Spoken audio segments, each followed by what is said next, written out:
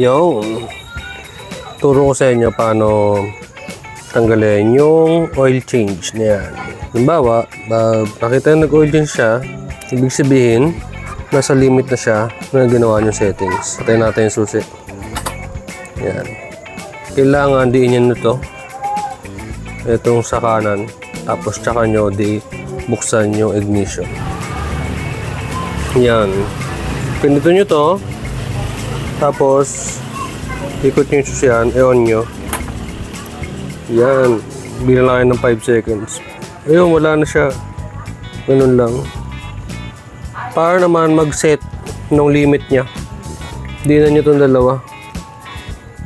5, 4, 3, 2, 1. Yan. Tapos ito, pinutin nyo ito yung nasa kanan. Yan. Ayan, yung limit niya sa akin naka 2,000. Kasi gamit ko fully synthetic. 1,500 to 2,000 lang ako mag-change oil. Tapos yan, select nyo na. Ganun lang kadali. Wala na yung oil change niya, na-reset nyo pa. Okay, thank you.